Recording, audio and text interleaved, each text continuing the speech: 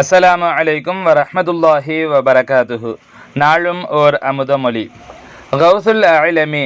உஷ்ணம் கடுமையான நாளிலே தாகியானவன் உம்மிடம் வந்தால் நீரோ அவனுக்கு குளிர்ந்த நீரையுடையவராக இருக்கிறீர். உமக்கோ அத்தண்ணீரில் விருப்பமில்லை. அவ்வாறிருக்க நீர் அவனுக்கு அதை விலக்குவீராயின் நீர் மிக பெரும் கருமியாவீர். அப்படியானால் நான் எனது திருவருளை அன்பை விட்டு எப்படி அவர்களை விலக்குவேன்? நானோ என்னை பற்றி அன்பு உடையவர்களிலெல்லாம் மிக அன்புடையோன் என்ற சாட்சி பகர்ந்திருக்கிறேன். விளக்கம்: கடுமையான உஷ்ண நாளில் நீங்கள் குளிர்ந்த நீருடையவராக இருக்கும்போது உங்களிடத்து கடும் தாகி ஒருவர் வந்தால் நீரிலே உங்களுக்கு தேவையில்லாத நிலைமையில் நீங்கள் அவருக்கு குளிர்ந்த நீரை கொடுங்கள்.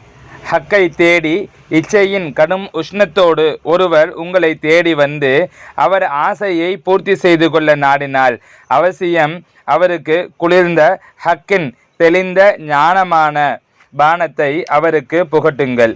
அப்படி நீங்கள் செய்யாவிட்டால் கருமிகளிலெல்லாம் நீங்கள் பெரும் கருமியாகி விடுவீர்கள். நான் சிருஷ்டிகளிடத்தே கிருபையாளர்களிலெல்லாம் மிக கிருபையாளன் என இருக்கும்போது இந்த ரஹ்மத்தான கிருபையை எவ்வாறு அவர்களை விட்டும் தடுப்பேன்? சங்கைமிகு ஷேகநாயகம் குத்பு ஜமான் ஷம்சுல் உஜூத் ஜமாலியா அசையீத் ஹலீல் அன் மௌலானா அல் ஹசனியுல் ஹுசைனியுல் ஹாஷிமி கத்தசல்லாஹு சிர்ரஹுல் அலீம் அவர்கள் ரிசாலத்துல் கௌசியா எனும் நூலிற்கு மெய்ஞான போதனை அல்லது இரட்சணிய பிரபந்தம் என்று எழுதிய விளக்க உரையில் இருந்து